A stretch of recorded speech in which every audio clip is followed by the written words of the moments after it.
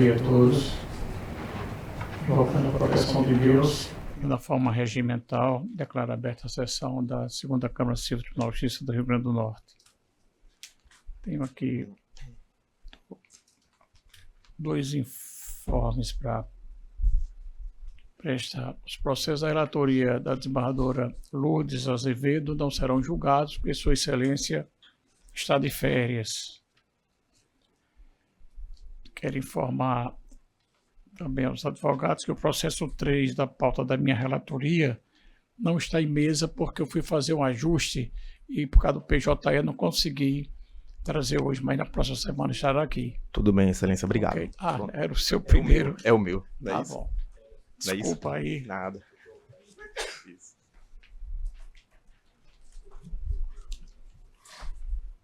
Desculpa aí, doutor Altair. Então, dando continuidade, tem o 28 da pauta, doutor Márcio Dantas, está escrito. Deixa eu olhar quem é esse processo. Da relatoria, doutor Roberto Guedes. Está em mesa, doutor Roberto? 28. 28. Doutor Márcio, Vossa Excelência fala. Eu estava para o 5 do senhor. O 28 não foi julgado da semana passada, não?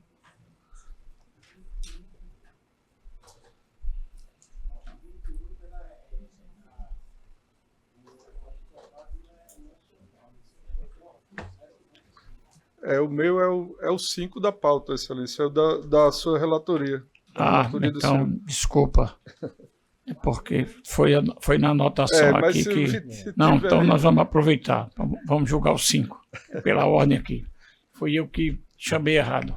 Desculpa. Nada, Excelência.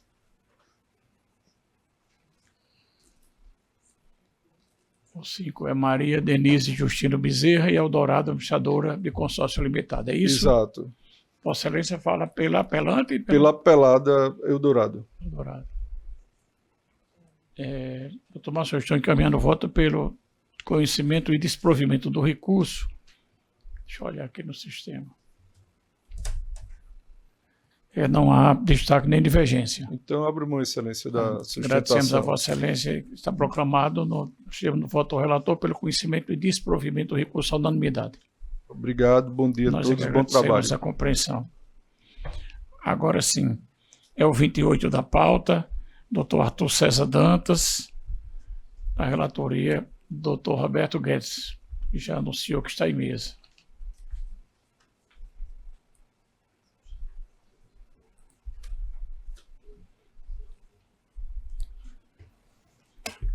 Doutor Arthur fala pelo... Excelência, eu falo pela apelante, Fênix Empreendimentos. Está em mesa, não é isso, doutor Guedes? Vossa Excelência dispõe de até 15 minutos na forma regimental. Está com a palavra.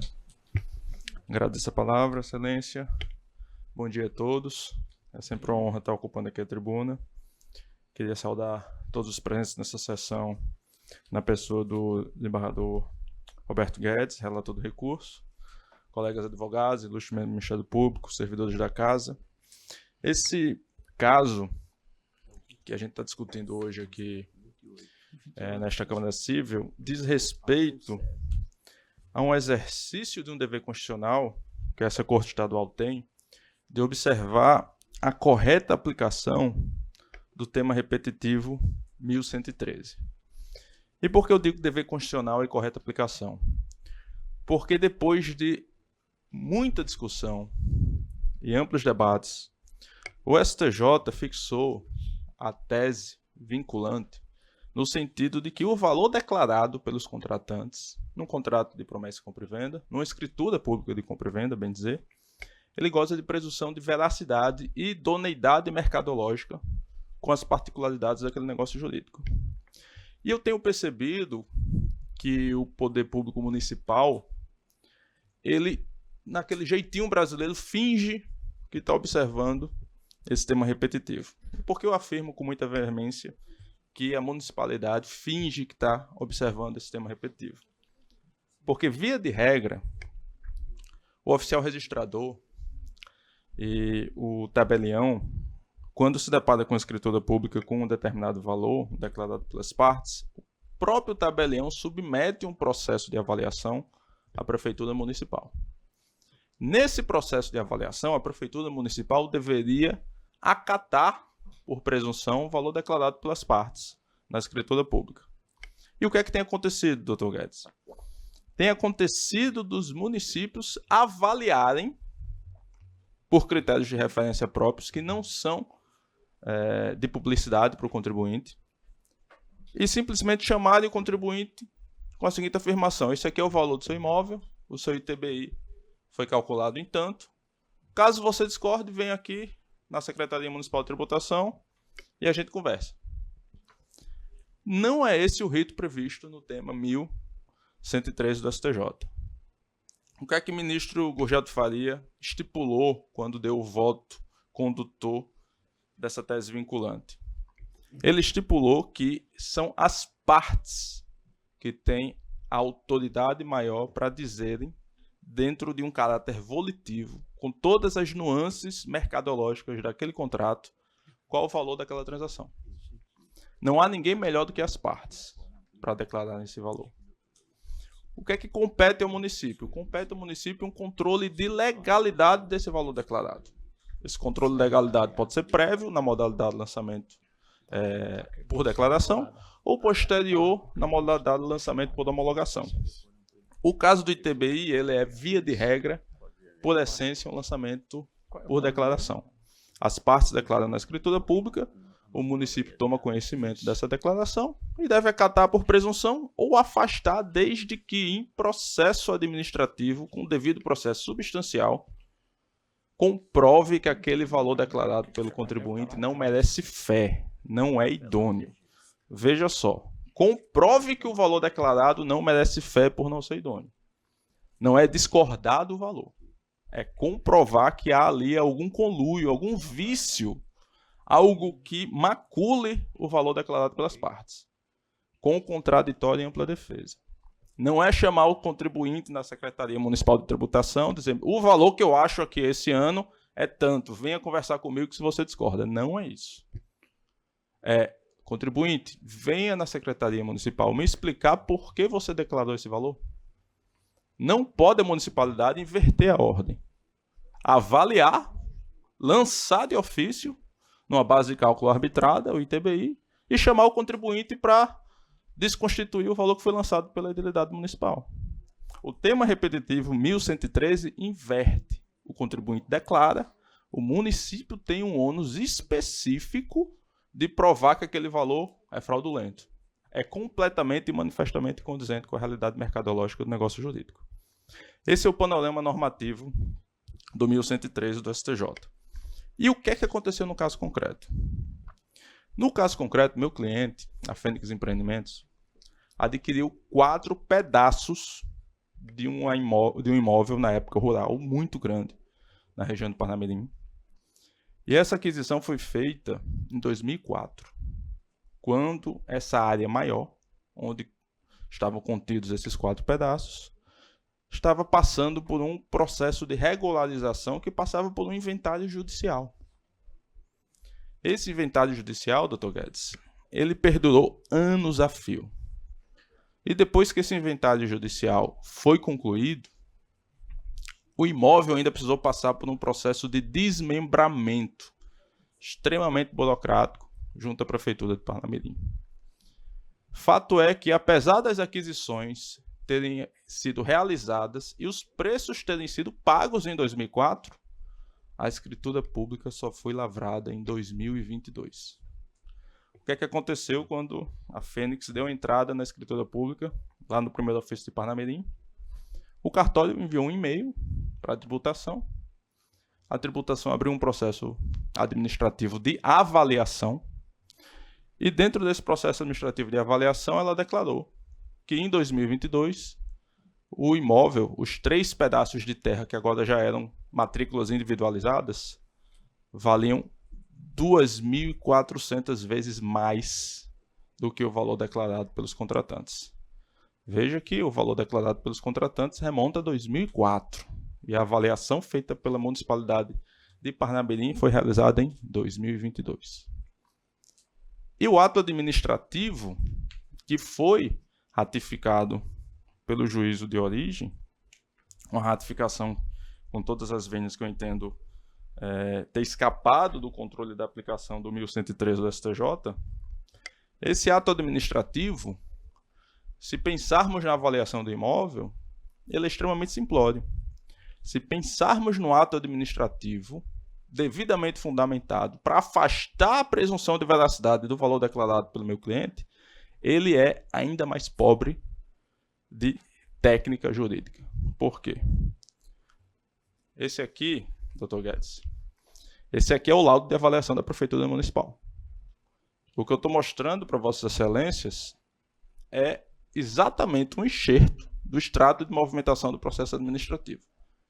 Aqui cabe um ato administrativo, supostamente com todas as letras em caixa alta, motivado para afastar um valor de 6 milhões aproximadamente declarado de escritura pública. 3 pedaços de terra, 3 pedacinhos de papel para caracterizar um ato administrativo de impugnação de um valor que goza de presunção de veracidade, de idoneidade. Então, o que eu peço nesta tribuna, Vossas Excelências, é o controle da correta aplicação pelo poder público do 1113. É muito fácil driblar o 1113, dando apenas a um auditor, aliás, um analista da Secretaria Municipal de Tributação, a prerrogativa de simplesmente discordar e afirmar o valor que ele entende devido naquele momento, quando o processo chega nele. O mais absurdo ainda, no caso concreto do meu cliente, é que o processo ele foi aberto no dia 22 de julho de 2022 e, em média, 36 segundos depois que o processo foi recebido pela Secretaria, todos os pedaços de terra estavam avaliados. Com esse ato administrativo, que nada diz, apenas afirma. E, no meu entendimento, ele é tecnicamente impertinente para afastar a presunção de veracidade que goza o valor declarado pelo meu cliente, à luz da tese vinculante fixada pelo STJ no tema repetitivo 1113. E a consequência disso é que o meu cliente hoje está sendo coagido a recolher um ITBI um valor quase 3.000 vezes maior do que o valor que deveria ser calculado com base no valor que foi declarado pelas partes na escritura pública, que eu repito, espelha um negócio jurídico que foi realizado em 2004 e não em 2022, data de avaliação que a Prefeitura Municipal tomou para majorar em 3.000% a base de cálculo do ITBI no caso concreto. Então, o que eu peço nessa tribuna é o provimento da nossa apelação para, reformando a sentença de primeiro grau, aplicar adequadamente o 1113 do STJ, afastando o ato administrativo de arbitramento unilateral feito pela Prefeitura Municipal de Parnamirim e de lançamento de ofício do ITBI completamente desalinhado da realidade e das particularidades volitivas e mercadológicas que os contratantes declararam na escritura pública. Muito obrigado. O relator está encaminhando o voto? Depois da brilhante sustentação oral do advogado, com parabenizo, eu gostaria de tecer alguns comentários do voto. Pois não, você tem uma palavra. Trata-se de recurso interposto pela Fênix Empreendimentos Limitada contra a sentença que denegou a segurança pretendida, por meio da qual buscava o reconhecimento do direito de recolher o imposto sobre transmissão de bens imóveis, ITBI, com base no valor declarado na escritura pública no termo do temas 1113 do Superior Tribunal de Justiça.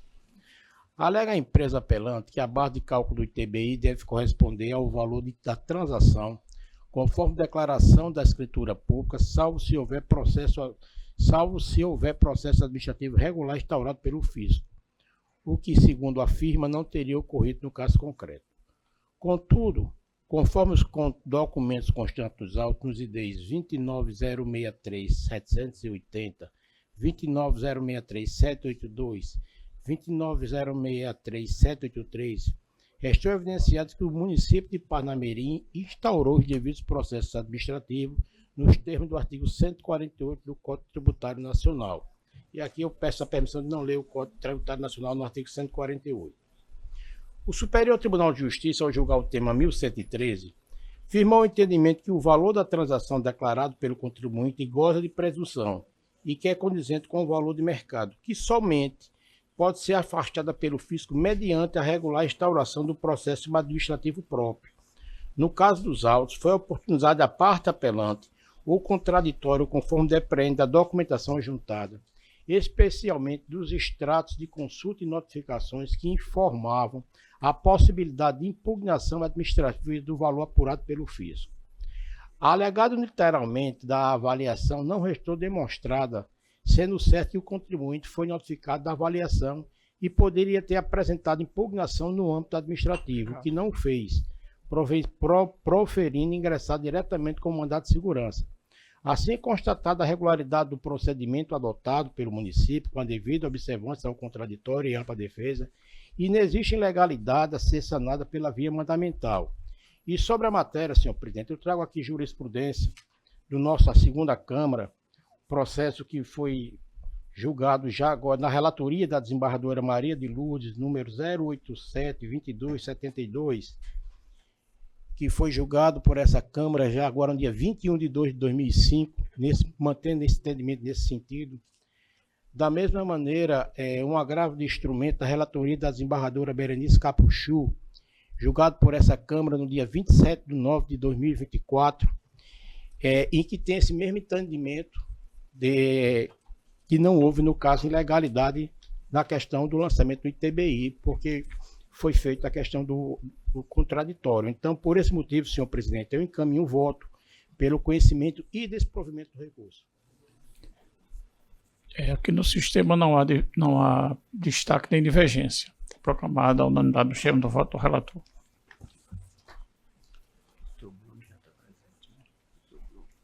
Ok. É o 4 não. Doutor Tássio, o 4 não vai ser julgado porque a desembargadora Lourdes pediu vista, o processo está com ela e ela está de férias. Tá ok? E tem um outro processo que chegou também no gabinete de Ítalo. Eu estou pensando até, depois que ela devolver, pedir para retirar de pauta para julgar os dois em conjunto, que é uma possessória e uma consignatória. Aí julgar as duas juntas. Ontem a gente observou isso no gabinete. Tá ok? Nada. Tá ok. Isso. Nada. Doutor Bruno. Isso. O 2 da pauta é de minha relatoria, doutor Bruno. Matéria já conhecida da Corte. Eu estou conhecendo e desprovendo o recurso. Não há divergência. Ok? Então está proclamado o termo do voto do relator, que é a PIVida, assistência médica limitada, que é agravante, e agravado RNSDM, menor. Não sei se tem advogado da PIVida no sistema, não tem? Ok. O 23...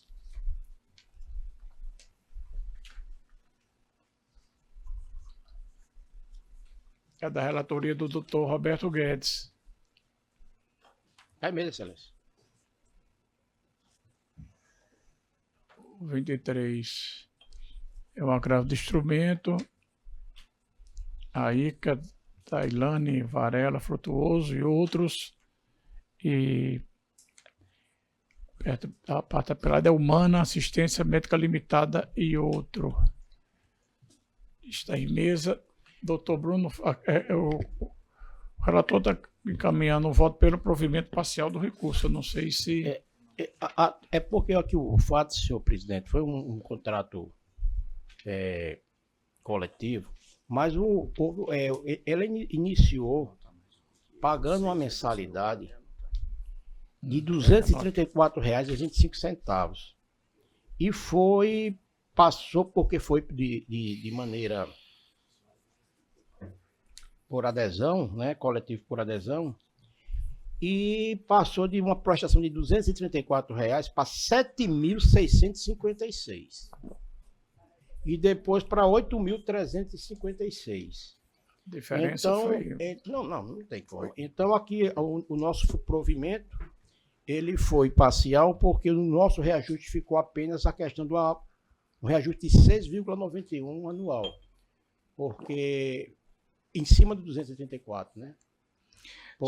Senhor presidente, eu vou até fazer um esclarecimento. Eu assumi esse processo já em curso e, inclusive, eu até pedi desistência deste processo de conhecimento quando assumi, porque, e não vou citar nomes, afinal de contas, minha intenção aqui não é nominar pessoas, mas a colega que ajuizou a demanda, ela caminhou, vamos dizer assim, de forma que eu discordo, porque esse valor que atingiu os R$ 7.000 não diz respeito ao reajuste, diz respeito à coparticipação. Então, por mais que o voto do senhor, neste momento, tenha dado certo ar de favoridade à cliente, mas daqui a pouco, na instrução do processo, isso vai vir à tona. Então, eu não noticiei nos autos ainda a perda do objeto, porque ainda não foi homologado o pedido de desistência, mas eu ajuizei... Não, mas tenha calma. O voto está da seguinte maneira, porque eu for só a questão do reajuste. Aqui, eu dou provimento parcial para a reformatização agravada, a fim de determinar que as empresas agravadas se abstenham de aplicar cobrança a título de coparticipação que exceda o valor de uma mensalidade contratual por Então, mês. o senhor deu provimento nesse sentido, né? Nesse Entendi. devendo ser remetidos os boletos mensais com observância desse limite. Entendi. Perfeito. Entendeu? Mas só Isso. fazer esclarecimento, Não, mas então- isso da forma da declinada. Tá bom. sustentação. Então, está proclamado o chefe do voto relator pelo conhecimento e parcial provimento do recurso. Não há divergência, unanimidade, a decisão. Tem o 24, também da relatoria do Dr. Guedes, agravante LFAB e agravada APVida Assistência Médica Limitada. Esse eu acho que o doutor Guedes é o que da sessão passada retirou de julgamento, né? Foi. Mas está em mesa, doutor? Tá aí Guedes? mesmo, assim, mas aqui pô, é o seguinte, o senhor falou, mas aqui eu vou ler, o voto está muito curtinho, mas aqui diz o seguinte: conforme relatado, pugna na parte agravante pelo provimento do recurso para compelir a operadora de plano de saúde a custear integralmente o tratamento multidisciplinar prescrito sob o argumento que o atendimento autorizado pela RE é insuficiente e que haveria risco de interrupção do serviço em razão do descredenciamento da cliente quando vinha sendo realizado o acompanhamento. No caso em exame, embora se reconheça a relevância da matéria e necessidade do tratamento prescrito ao agravante, não há nos autos comprovação suficiente de que a operadora do plano de saúde tenha formalmente negado a cobertura do tratamento ou descumprido suas obrigações contratuais. A decisão agravada destacou que não há nos autos negativa expressa de atendimento, tampouco prova inequívoca de que a agravada tenha recusado a continuidade de prestação de serviço. Além disso, conforme fundamento pelo juiz de origem, a simples readequação da rede credenciada não caracteriza por si só a conduta abusiva da operadora, sendo necessária a instrução processual para a melhor apuração dos fatos. Por todo o exposto, voto pelo conhecimento e desprovimento do agravo do instrumento. É uma raridade a gente aqui não conhecer, mas realmente aqui foi o que a gente analisou, por isso que eu tirei isso, doutor, para analisar, e por isso que eu estou encaminhando o voto nesse sentido.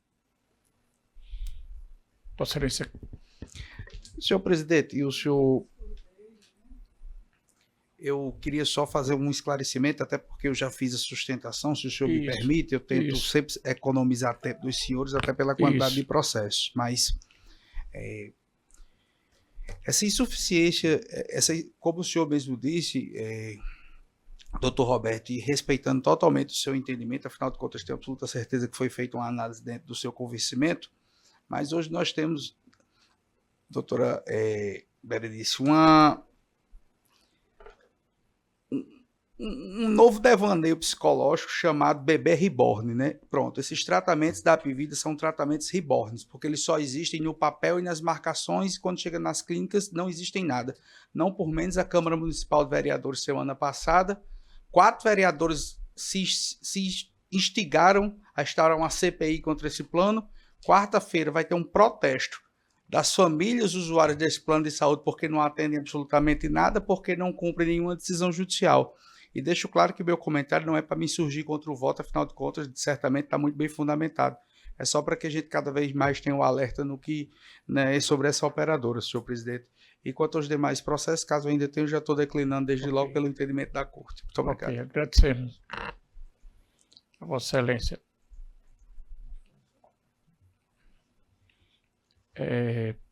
O 24, o doutor Guedes está desprovendo. Foi por unanimidade vencida a desembargadora, por maioria vencida a desembargadora Berenice.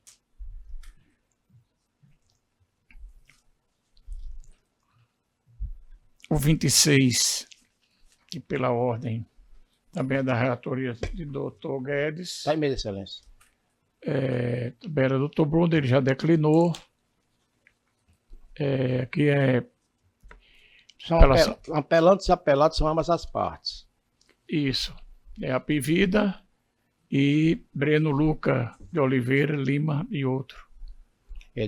No caso aqui, eu conheço de ambos os recursos, nego provimento à operadora e dou provimento parcial ao apelo, beneficiando a majorar a indenização arbitrada a título moral de R$5.000. Isso, a desembargadora Berenice Não, você está concordando parcialmente, a não ser que seja... Vossa Excelência...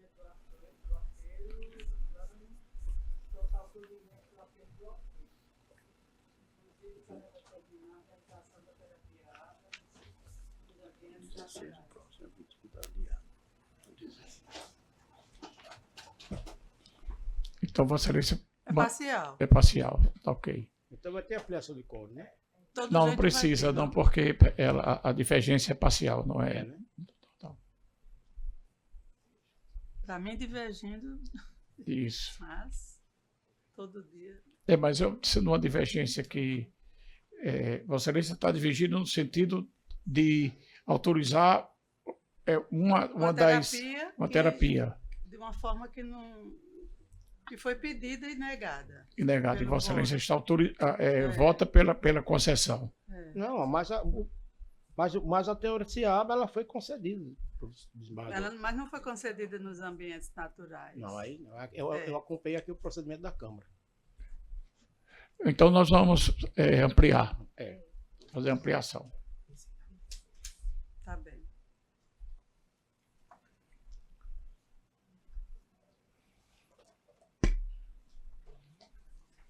Agora o 16 da pauta.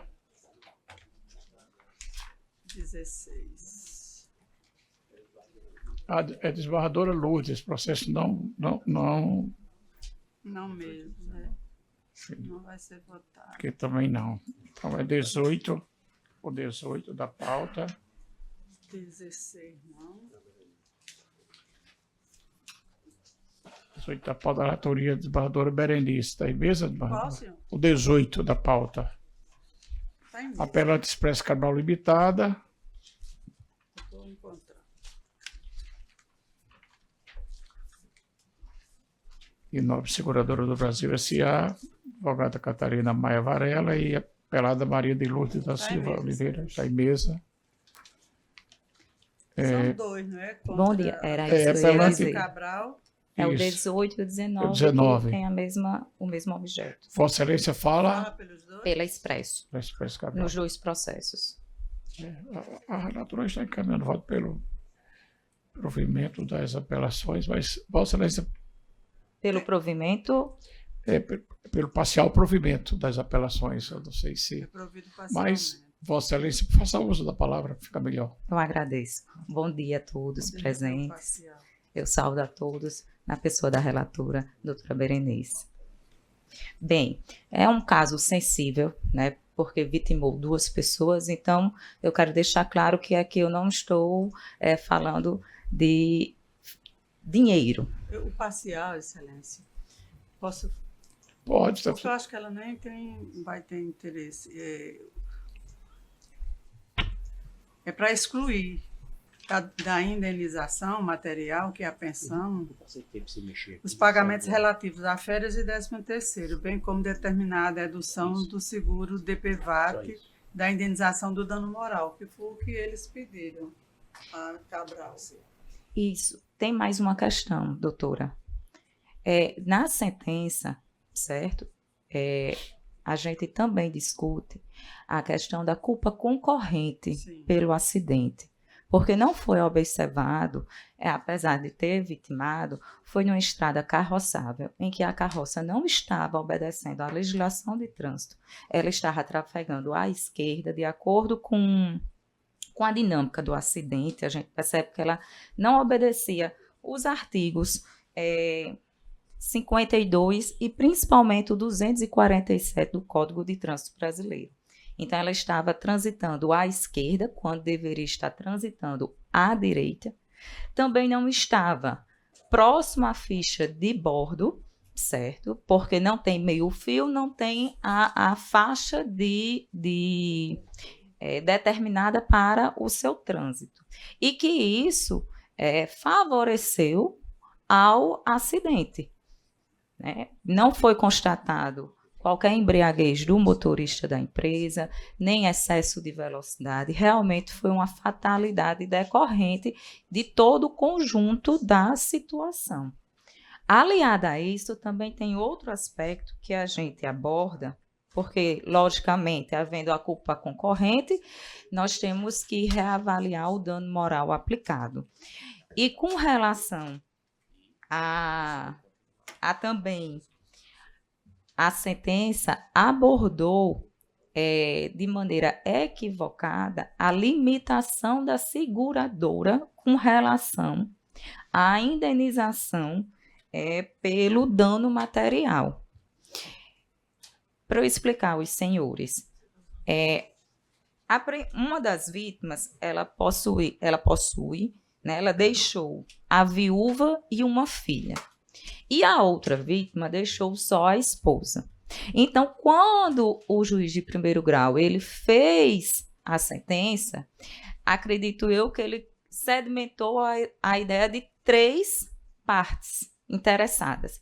E ao falar do dano material, que está, né, o contrato da seguradora, e ao abordar o dano material, ele colocou que os 75 mil previsto em contrato, certo? Como cobertura de dano material, era para ser dividido por 3, quando na verdade era para ser dividido por 2.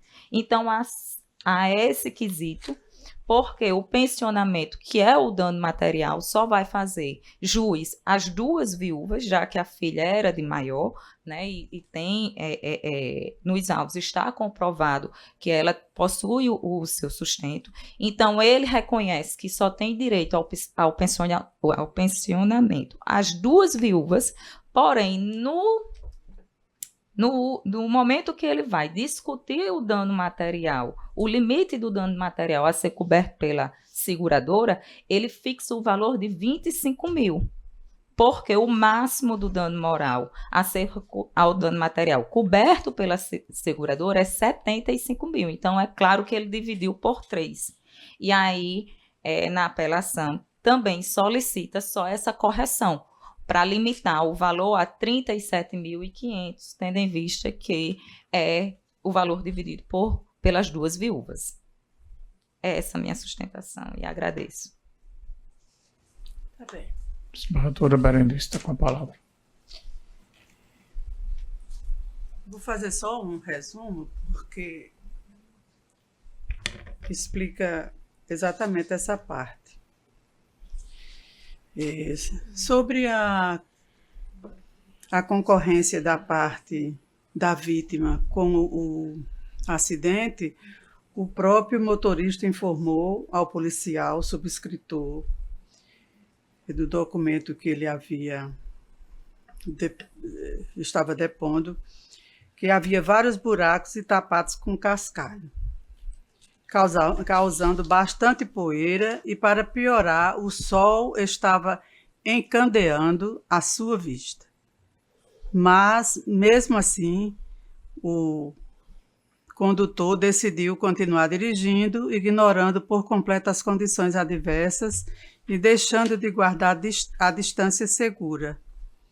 não havendo a recorrente comprovado a tese de culpa exclusiva concorrente da vítima, o que não era de sua incumbência, por força do artigo 373, inciso 2 do Código de Processo Civil. Isso relatado pelo motorista. Só essa parte aí já exclui a culpa da vítima. E com relação ao quantitativo do dano moral fixado em R$50 mil para cada uma das demandantes, não vislumbro nenhum exagero, haja vista a imensa dor e abalo psicológico resultantes da perda do marido e do pai, restando o valor proporcional à gravidade da conduta e suficiente para ressaltar os aspectos punitivos e pedagógicos da sanção, devendo ser ressaltado que, em caso semelhante, no processo 080-9031 de 21 de 2018, esta Corte manteve o patamar de R$70 mil, superior a esses 50 mil que estão sendo aqui fixados. Também deve ser mantida a indenização material consistente no pagamento de pensão mensal equivalente a 2/3 do salário mínimo, porquanto há a presunção de que o restante era utilizado pela vítima no seu próprio sustento. Além disso, as autoras foram contundentes em afirmar que o falecido era agricultor e responsável pelo sustento delas, não havendo as empresas demandadas juntado prova suficiente para afastar a presunção de dependência econômica. Por outro lado, vislumbro equivocada incidência de férias e 13º salário na pensão, pois a condição de agricultor da vítima, afirmada pelas autoras, demonstra que a mesma não mantinha vínculo empregatício, tratando-se, na verdade, de autônomo. No caso, necessário deduzir do montante indenizatório o valor do seguro de DPVAT, mesmo que não comprovado o seu recebimento pela parte autora. Escorreita a condenação da seguradora ao pagamento de honorários advocatícios, haja vista que, denunciada a lide, contestou o feito, alegando que não participou do acidente de trânsito ocorrido e não deu causa aos prejuízos sofridos pela parte autora, havendo solicitado apenas subsidiariamente que a indenização se restringisse aos limites da apólice.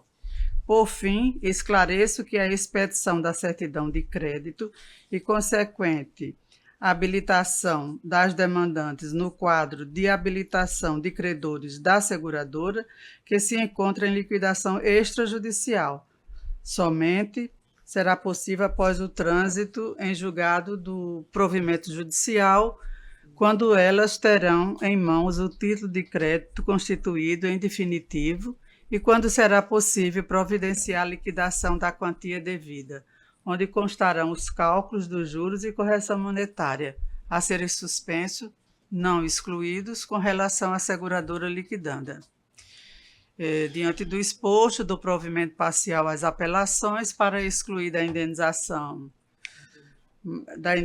material, que é a pensão mensal, os pagamentos relativos a férias e 13º salário, como já dito, bem como determinar a dedução do seguro DPVAT, da indenização do dano moral, sem majoração de honorários, porque os apelos foram providos em parte. É como conduz o meu voto, Excelência. Eu estou olhando aqui o sistema, não há nenhum destaque nem divergência. Então, está proclamado o termo do voto da relatora. Agradecendo também, bom dia. O próximo aqui pela ordem é o 6 da pauta, é de minha relatoria, apelante COPAB, Cooperativa Habitacional de Servidores e Trabalhadores Sindicalizados do Rio Grande do Norte, e apelado Alexandre Pires Galvão. O 19. Aqui foram julgados em conjunto o 18 e o 19. Tá. Isso. Tá, obrigada. Isso. Essa é uma boa lembrança. Porque não tenha sido proclamado, né? Não foi certo. A proclamação é 18 e 19. Julgado em conjunto. Está escrita a doutora Iselaine Grace, Vossa Excelência fala pela parte apelada. E eu estou... Deixa eu dar uma olhadinha aqui no sistema só para ter certeza. Estou encaminhando o voto pelo conhecimento e desprovimento e não há nem destaque nem divergência. É o 6. Então está proclamada a unanimidade no esquema do voto do relator pelo conhecimento e desprovimento do recurso. Nós agradecemos a compreensão de Vossa Excelência.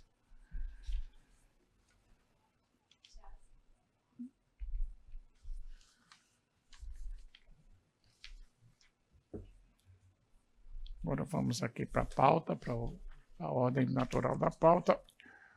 O 1 da pauta é a Apivida, Assistência Médica Limitada, e a gravada Maria Francisca Alves Mota. Tem algum advogado presente? É da minha relatoria. Eu estou encaminhando o voto pelo conhecimento e desprovimento do recurso. Está proclamada a unanimidade os termos do voto do relator.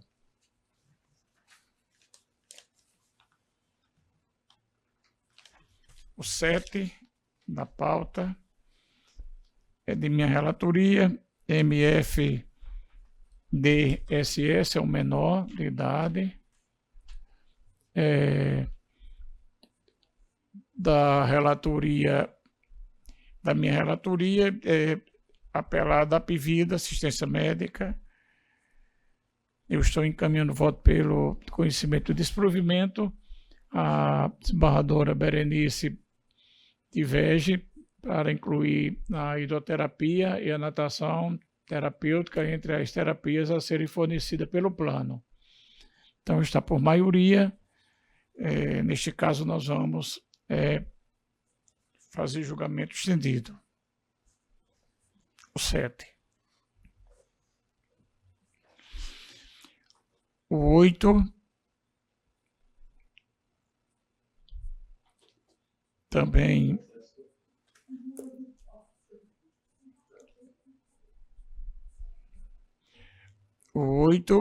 é apelação civil, apelante Maria Aliete Nascimento Paiva, apelado Banco do Brasil, sou o relator, processo está em mesa, algum advogado presente?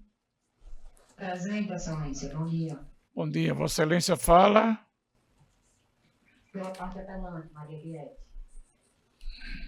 Maria Aliete.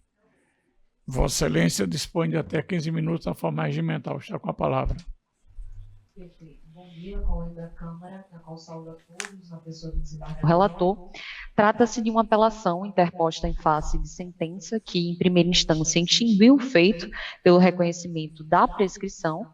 E, no caso, o apelante propôs ação de indenização por danos morais e materiais em face do Banco do Brasil, em decorrência da comprovada má gestão de seus recursos do PASEP pelo Banco do Brasil, seja por erro na correção e atualização de valores, seja pela contestação de saques indevidos. E o cerne da discussão, Excelências, reside no marco inicial do prazo prescricional, se seria a data do saque integral do saldo da conta do PASEP, ocorrido no caso prático em 2004, ou se é a partir da obtenção dos extratos bancários da apelante. E, Excelências, o que defendemos é que, apesar do juiz de origem ter entendido que o marco inicial da prescrição é a data do saque, tal entendimento não pode prosperar por contrariar frontalmente a tese firmada pelo STJ no julgamento do tema repetitivo Presidente, 1150. pela ordem, já houve essa sustentação e tem ampliação de quórum. Esse processo, então... Ela já fez a sustentação na semana passada. Doutora Maria Clara. E não tem a ampliação hoje. Eu estou em substituição pela doutora Maria Clara. Então foi isso aqui. Esse processo, eu estou sendo informado que já houve a sustentação oral e ele vai ser julgado em ampliação de quórum. E a desembargadora Lourdes está de férias e não foi convocado nenhum desembargador em face das férias da desembargadora Lourdes. Então, vai ser adiado para a próxima sessão, ou para outra sessão. Perfeito, Excelência. Quando ela voltar, tá certo? Desculpa aí. Certo. Tá bem? Desejo um excelente dia, sem problema. Tá bom. Muito obrigado aí pela compreensão.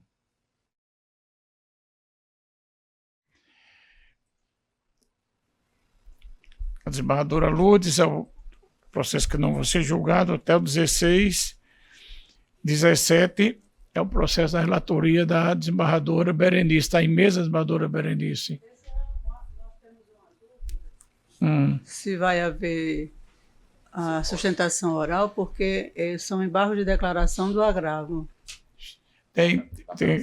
Vou chamar. Agravo de instrumento, 17 da pauta, agravante Cristiane, Cirne, Dantas, Nunes do Nascimento, e agravado do Estado do Rio Grande do Norte. Você está em mesa.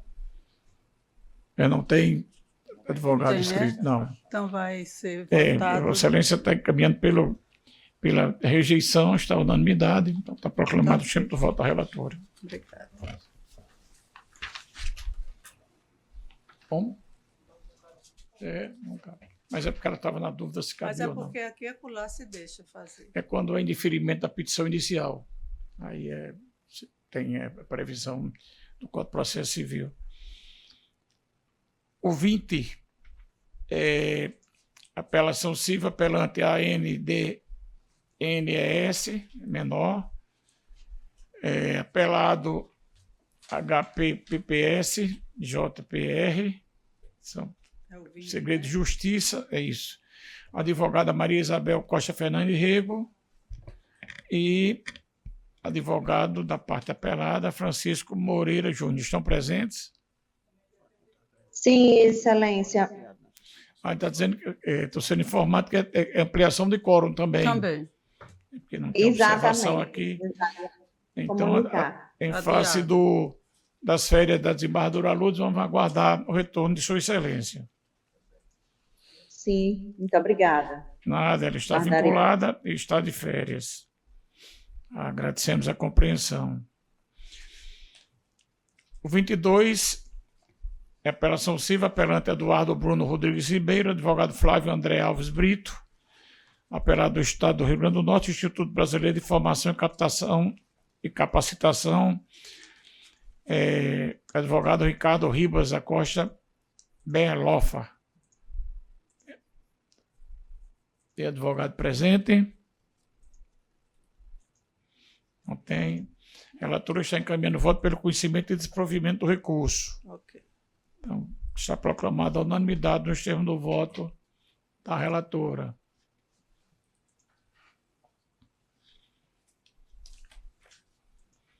O 25, apelante é um agravo de instrumento, Apivida Assistência Médica.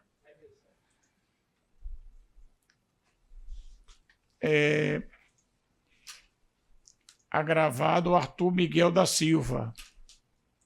Relator, doutor Roberto Guedes. Está em mesa. Tem algum advogado presente? Doutor James da Cunha Ribeiro Barros, o doutor André Menescal Guedes, Igor Macedo Facó. Não. E H. Emerson Magno Silva Costa. Então, 25. o relator está encaminhando o voto pelo conhecimento e desprovimento do recurso. Não há divergência. Está proclamado o termo do voto de Sua Excelência. O 27, apelação civil, apelante RMCS. Advogado Thomas Blackstone de Medeiros, apelado MCNDS. Advogado Gustavo Henrique Medeiros de Araújo. Estou presente, Excelência. Processo que tramita sob segredo de justiça. Vossa Excelência fala por Rosângela, pela parte recorrente. Parte recorrente. Vossa Excelência dispõe de até 15 minutos da forma regimental. Está com a palavra, doutor Thomas. Bom dia, excelentíssimo senhor relator, em nome de quem quero saudar os demais integrantes desse tribunal, servidores, advogados e demais presentes. Trata-se aqui de um caso de uma apelação em que a matéria de fato envolve uma situação de violência doméstica.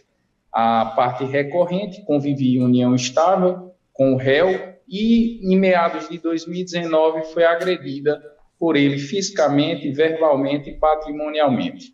Foi instaurado inquérito policial, foi feito exame de corpo de delito, colhido todos os documentos, de modo que o Ministério Público Estadual propôs denúncia contra o réu. Naquele momento, não restou dúvida da materialidade e da autoria do delito. Posteriormente, o juízo de violência doméstica, o juizado, propôs suspensão condicional do processo ao réu e esse, durante o período de suspensão condicional do processo, veio a cometer outro crime de violência doméstica, o que, inclusive, resultou na suspensão do benefício anteriormente concedido.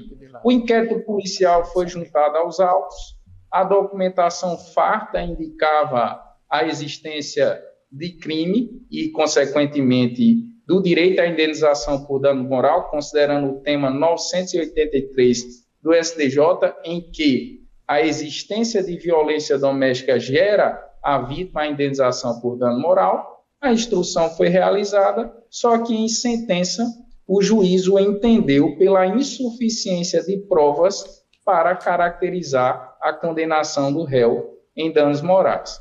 Ora, com a devida vênia, discordamos completamente do entendimento fixado na sentença, considerando que a inicial acompanha inquérito policial com farta documentação, inclusive laudo produzido pelo ITEP, demonstrando as agressões. O próprio réu, em depoimento perante a delegacia, cometeu violência moral contra a recorrente e, para que não restem dúvidas sobre a autoria e materialidade do delito, durante o período de suspensão condicional do processo, o réu veio a constituir outro relacionamento e cometer outro ato de violência doméstica que resultou, inclusive, na instauração de outro processo criminal e juntada aos autos toda a documentação comprobatória em 29 de janeiro de 2024.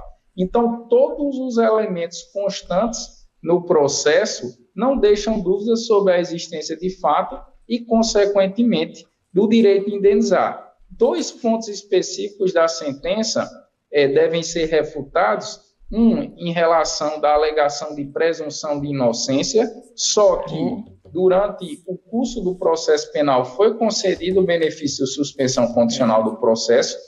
Outro argumento de que não foi juntado às oitivas do processo criminal e nem poderia ser, porque apenas recentemente o processo criminal voltou à sua instrução, considerando a concessão anterior da suspensão condicional do processo.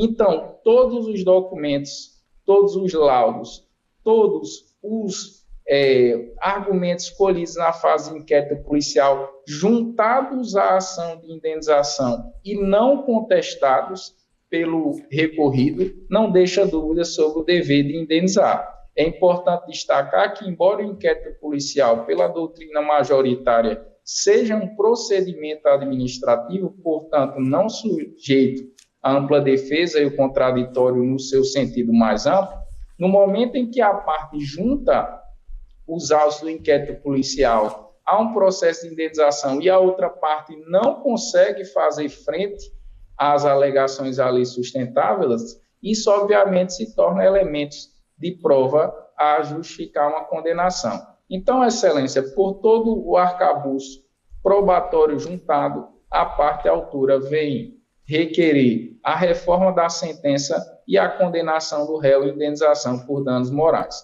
É como a parte encaminha a sua sustentação. Muito obrigado. Agradecemos a Vossa Excelência a sustentação e concedo a palavra ao eminente relator. Senhor presidente, é a apelação civil interposta com o objetivo de reformar a sentença que julgou improcedente pedir indenização por danos morais. A questão em discussão consiste em verificar se os elementos de prova constantes nos autos são suficientes para comprovar a ocorrência de violência doméstica e familiar, capaz de ensejar o dever de indenizar por danos morais. No âmbito da responsabilidade civil, incumbe ao autor o ônus de provar os fatos constitutivos do seu direito, conforme o artigo 373, inciso 1º do Código de Processo Civil, sendo necessária a demonstração conjunta da ação ou omissão do agente do dano e o nexo de causalidade. Os documentos acostados aos autos, depoimento pessoal prestado perante a autoridade policial, laudo de exame de corpo de delito e documentos do processo de dissolução de união estável, isoladamente não constitui prova idônea para fundamentar a condenação, pois não comprova a autoria nem o vínculo causal exigidos. O depoimento pessoal da parte autora, ainda que colhido em sede policial, não possui força probante autônoma no processo civil, carecendo de corroboração por outros elementos que formem um juízo seguro acerca da veracidade dos fatos alegados. O laudo de exame de corpo de delito, apesar de atestar lesões, não fornece elementos suficientes para identificar a autoria das agressões ou a dinâmica dos fatos, revelando-se insuficiente para atender os requisitos da responsabilidade civil. A palavra da vítima, embora dotada de especial relevância na esfera penal, não afasta a necessidade no campo civil de um mínimo de suporte probatório, apto a comprovar o ato ilícito e o nexo causal. Ambas as partes requereram o julgamento antecipado da lide, renunciando à produção de prova oral, o que limitou a instrução processual, sendo ônus da parte autora providenciar por meios necessários para constituir acervo probatório capaz de amparar sua pretensão. Dessa maneira, senhor presidente, eu conheço do recurso para negar provimento. No sistema não há destaque nem divergência, está proclamado no cheiro do voto do relator pelo conhecimento e desprovimento do recurso. Passamos ao 29, operação civil, também da relatoria do Dr. Roberto Guedes. Excelência. Apelante, também é segredo de justiça, ACU, advogado Lara Letícia Dias Deodato, Laura Sofia da Silva Lima, Rachid de Góes Pires, apelado QDAS, advogados Cláudio Luiz Goulart Júnior, Quimbiri Larissa Lopes Siqueira, Mônica Silva Ferreira Goulart.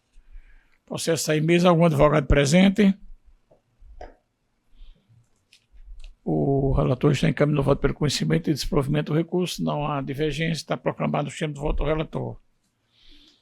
O 30, apelação civil, também segredo de justiça, apelante VMDC, advogado Carlos Natan de Souza Figueiredo, Maria Isabel Costa Fernandes Rego, apelante e apelado CADS, advogado Diego Felipe Nunes e Sonária Gomes de Assis. Tem algum advogado presente? Sim, excelência. Vossa Excelência fala pela parte... Pela parte apelante, Wagner Miranda de Carvalho. É o 0819943, não é isso? Isso. Então, Vossa Excelência pode ter 15 minutos na forma regimental. Está com a palavra, doutora Isabel. Bom dia a todos. Saúdo os presentes em nome do desembargador João, que preside essa segunda Câmara Civil, colegas advogados, membros do Ministério Público e demais serventuários que aqui se fazem presentes. Trata-se, na realidade, de uma apelação civil proposta por Wagner Miranda de Carvalho, genitor do menor Arthur, onde nós pleiteamos a reforma da decisão de piso, que julgou improcedente o pedido de manutenção da guarda compartilhada e, por conseguinte, com a finalidade de, na verdade, o pedido tem uma finalidade, que é de obstar que essa criança venha a se evadir do país juntamente com a mãe, que vem reiteradamente ameaçando, dizendo que vai residir em um outro país, vai residir em Portugal, em decorrência de um relacionamento que ela manteve, e durante esse processo nasceu também um filho desse relacionamento. Qual é o grande questionamento que nós pedimos, levamos à apreciação do Poder Judiciário? a situação da criança, não foi demonstrado nos autos que a criança teria uma residência fixa lá, a genitora não tem trabalho, ou seja, seria mantida numa situação de irregularidade lá, não tem renda fixa, não demonstrou residência fixa, e por essa razão nós pedimos que fosse mantida a guarda compartilhada e, por conseguinte, obstada a saída da criança do país. Pasme, nobres desembargadores. Sem nenhuma razão, sem nenhum dos requisitos que autoriza a guarda unilateral, conforme dispõe a redação do parágrafo 2º do artigo 1584 do Código Civil, com a alteração dada pela Lei 14.713 de 2023, foi deferido, foi julgado improcedente o nosso pleito e, por conseguinte, concedida uma guarda unilateral à genitora, ou seja, o judiciário entregou uma carta aberta, uma carta branca, sem nenhuma garantia de onde essa criança iria residir, que foi o que nós pedimos, a demonstração de como ela iria se manter lá e como se processaria o regime de convivência. Se não bastasse tudo isso, desde o momento que se instaurou esse processo, precisamente após a audiência de instrução, passou-se a fazer uma alienação parental de forma não só, digamos assim, sorrateira, mas de uma forma declarada. Passou a ser feita uma alienação ao ponto da criança estar afastada da convivência do seu genitor há mais de um ano. Há mais de um ano, o genitor não consegue, por repulsa da criança, ver a criança, conviver com a criança. Mas eu venho aqui chamar a atenção de vocês para dizer que não há nenhum fato que desabona a conduta desse genitor no primeiro laudo social juntado ao ID 100, 337, 766, que comprova o extremo cuidado, o extremo zelo do apelante, do genitor, com a formação, com o acompanhamento escolar, com o acompanhamento no lazer, com a dedicação aos cuidados diários a essa criança, de buscar, de deixar na escola, de levar para o futebol, dele ter um ambiente familiar adequado, dele ter um ambiente, digamos assim, um cômodo destinado a ele dentro da sua residência com todo o conforto. Então, nós pedimos, nobres desembargadores, como objeto do nosso recurso de apelação, que seja dado provimento à nossa pretensão, no sentido de manter a guarda compartilhada como regra, já estabelecida pela legislação maior e pelo entendimento jurisprudencial desse país, por não existir qualquer conduta que venha desabonar, qualquer ato que venha desabonar a condição de genitor, do nosso cliente. Então, é nesses termos que nós pedimos que seja dado provimento à pretensão recursal. Agradecemos a Vossa Excelência, doutora Isabel, e conceda a palavra ao relator. Senhor presidente, com efeito, o conjunto probatório composto por estudo social e laudo psicológico evidencia que um ambiente familiar materno é adequado para o plano de desenvolvimento do menor, não havendo nos autos elementos que autorizem a alteração do regime de guarda vigente. O estudo social apontou vínculos afetivos sólidos entre a genitora e a criança, bem como o desejo expresso do menor em permanecer sob os cuidados da mãe, demonstrando a afinidade e estabilidade no lar materno. O laudo psicológico de número 28650505. Por sua vez, afastou a alegação de alienação parental, ressaltando a inexistência de prejuízos emocionais na convivência entre pai e filho que justificasse a modificação da guarda unilateral para a compartilhada, especialmente diante da iminente mudança da genitora para Portugal. Merece destaque os seguintes fundamentos constantes no referido laudo psicológico a seguir, abre aspas. Percebe-se também ao longo da entrevista que a criança reside em um lar ajustado, funcional, de acordo com a forma em todos os membros de que tratam, expressando um nível de afetividade alta, comunicação assertiva entre ambos os ambientes, calmo, limpo, organizado, que possui disciplina. Continua o laudo. Desta forma, após a avaliação, percebe que o melhor ambiente de proteção para o infante seria residindo com a mãe, percebe-se também que, devido à necessidade da requerida mudar de residência para Portugal, junto ao seu atual companheiro e toda a família, acredita-se que o melhor seria realmente a criança acompanhar a mãe, sendo assim a melhor forma de guarda unilateral, para a mesma tendo como forma de regularização de visitas. A criança poderá passar suas férias com o pai, bem como o mesmo possuir liberdade para visitá-la sempre que houver oportunidade de estarem juntos. Conforme dispõe o artigo 1584, parágrafo 2º do Código Civil, abre aspas, quando não houver acordo entre mãe e o pai quanto à guarda do filho, encontrando-se ambos os genitores aptos a exercer o poder familiar, será aplicada a guarda compartilhada, salvo se um dos genitores declarar ao magistrado que não deseja a guarda da criança ou do adolescente, ou quando houver elementos que evidenciam a probabilidade de risco de violência doméstica ou familiar.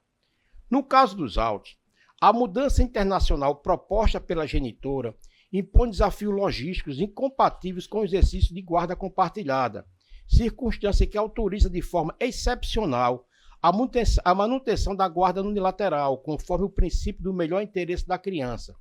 Acrescente-se que a sentença recorrida estabeleceu mecanismo para preservar o vínculo entre pai e filho, como contato virtual diário, medida suficiente para mitigar os efeitos da distância física, sem prejuízo à convivência familiar. Situações excepcionais, como mudança de residência para outro país, afastam a obrigatoriedade de guarda compartilhada, sendo prioritária a preservação da estabilidade emocional e social do menor. Dessa forma, inexistindo demonstração de alteração fática relevante ou risco ao desenvolvimento da criança, deve ser mantida a guarda unilateral exercida pela genitora, em consonância com o parecer da 6ª Procuradoria de Justiça. Diante do exposto, em consonância com o parecer da 6ª Procuradoria de Justiça, conheço do apelo e nego-lhe provimento, nos termos da fundamentação supra, em virtude do desprovimento do recurso, maior os honorários advocatícios fixados no primeiro grau em 12%, nos termos do artigo 85, parágrafo 11 do Código de Processo Civil. É assim que encaminha o voto, senhor presidente. Não há destaque nem divergência. Vejo que Vossa Excelência, eu abri aqui o parecer ministerial da doutora Carla Mico, realmente Sua Excelência fala na prevalência do interesse do menor, cita o artigo 227 da Constituição Federal, também um precedente da relatoria do ministro Vilas Boas Coeva do Superior Tribunal de Justiça. Não há divergência e está proclamada a unanimidade no termo do voto do relator. Agradecemos a doutora Isabel pela sustentação. Dando continuidade aqui à pauta, chamo o 31, também da relatoria Dr. Roberto Guedes, apelante Ivo Ferreira da Silva, advogado Matheus Terra de Paiva Palhano, apelado Banco Itaú, BMG Consignado SA, Itaú Unibanco SA, advogado Yuri Lemos Correia. Está em mesa? Está em mesa, excelência. Algum advogado presente? Então, o relator está conhecendo e dando parcial provimento do recurso, não há divergência, está proclamada a unanimidade no termo do voto do relator. O 32 não vai ser julgado, é por extensão de quórum. O 33, apelante Alessandra Alves de Oliveira, advogado Paulo Henrique Marques de Oliveira, apelado Habitax Empreendimentos Imobiliários Limitada, Moinho dos Ventos, Urbanismo e Incorporações Limitada, advogado Lucas Duarte de Medeiros, Rodrigo de Souza Camargos, Tássio Márcio Souza, Rodrigo Teixeira Lopes. Relatoria do Dr. Guedes. Está em mesa, doutor Guedes? Está em mesa, excelência.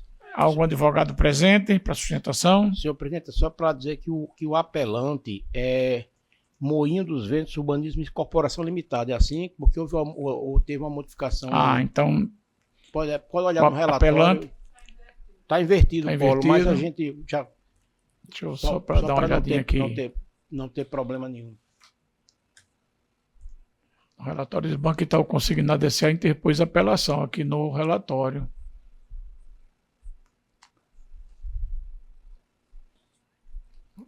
Não é o 33, não? 32? O 33, ok. Isso, apelante Moinho dos Ventos, Urbanismo e Incorporações Limitada. Ok, está feita a correção. Então, Vossa Excelência está encaminhando o voto pelo conhecimento e desprovimento. Exatamente, Excelência. Não há divergência, está proclamada a unanimidade do cheiro de voto do relator.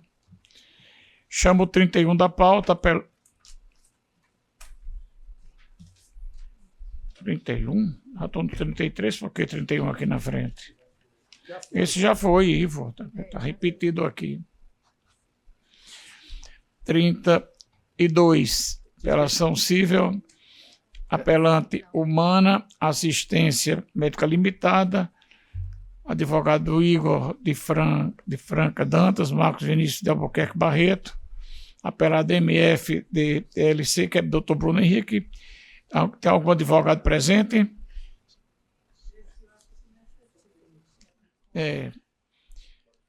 É aquela questão do pet suíte de boba. Tem que ser ampliação do que o desembargador Berenice tem. E aqui Vossa Excelência está dando... Eu estou acompanhando aqui o entendimento do STJ. Isso aqui, desembargadora Berenice faz a divergência. Não. Aí eu estou aguardando que mude, porque até agora eu vejo aqui desembargador Belize, Humberto. Não, eu quero que mude, mas eu quero primeiro que se consolide, né? Tem o voto vencido da desembargadora Berenice. Nós vamos aqui ter extensão de quórum nessa apelação. O relator está encaminhando o voto pelo provimento parcial do recurso e da divergência da desembargadora Berenice. Chamo 33, apelante Alessandra. Esse já foi, né? Também.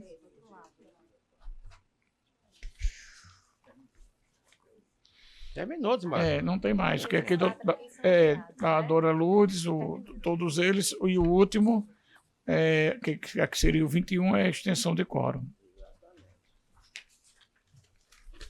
Graças a Deus. Pergunto aos eminentes pares se há algum processo que independe de pauta em mesa. Não tenho, Excelência. Não tem, Excelência. Então, não havendo mais processo para julgamento, declaro encerrada a ordem judicial. Declaro aberta a ordem administrativa. Discussão e aprovação data da sessão anterior. Aprovado. Aprovado, Excelência. Aprovado à unanimidade. Processo administrativo não há. Expediente. Também não há. Presidência não tem proposição. Desembargadora Berenice. Não tenho, Excelência. Nenhum, Excelência. Então, nada mais havendo a tratar. Agradecendo a presença de todos. Declaro encerrada a presente sessão. Obrigada e boa semana para todos.